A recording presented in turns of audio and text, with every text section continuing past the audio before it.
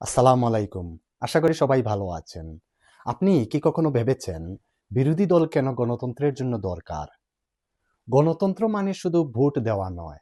গণতন্ত্র মানে ক্ষমতার উপর নজর রাখা। যখন একটি রাষ্ট্রে শুধু একটি পক্ষের কথাই শোনা হয় আর কেউ প্রশ্ন করে না, তখন ক্ষমতা নিয়ন্ত্রণহীন হয়ে যায়। যদি কেউ প্রশ্ন না করে, ক্ষমতা নিয়ন্ত্রণহীন অর্থাৎ আনচেকড হয়ে যায়। বিরোধী দল থাকে বলেই নীতি নির্ধারণে প্রশ্ন ওঠে, ভুলগুলো সামনে আসে আর সাধারণ মানুষের কথা শোনা যায়। নাগরিক হিসেবে আমাদের দায়িত্ব শুধু ভোট দেওয়াতেই শেষ নয়। আমাদের দায়িত্ব হলো বোঝা, জানা আর প্রয়োজনে প্রশ্ন করা।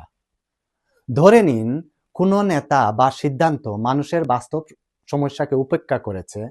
এই অবস্থায় যদি কেউ কথা না বলে, তাহলে ক্ষতিগ্রস্ত হয় সাধারণ মানুষ। বিরোধী দল সেই জায়গাটাই পূরণ করে। তারা প্রশ্ন করে, বিশ্লেষণ করে আর মানুষের কণ্ঠস্বর সামনে আনে। গণতন্ত্র তখনই শক্তিশালী হয় যখন ক্ষমতা পরীক্ষা হয়, প্রশ্ন করা হয় আর মানুষ সচেতন থাকে।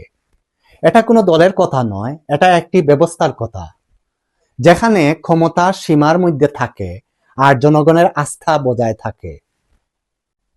চলুন আমরা সচেতন নাগরিক হই, প্রশ্ন করি, জানতে চেষ্টা করি আর নিজের এলাকার প্রতি দায়িত্বশীল হই।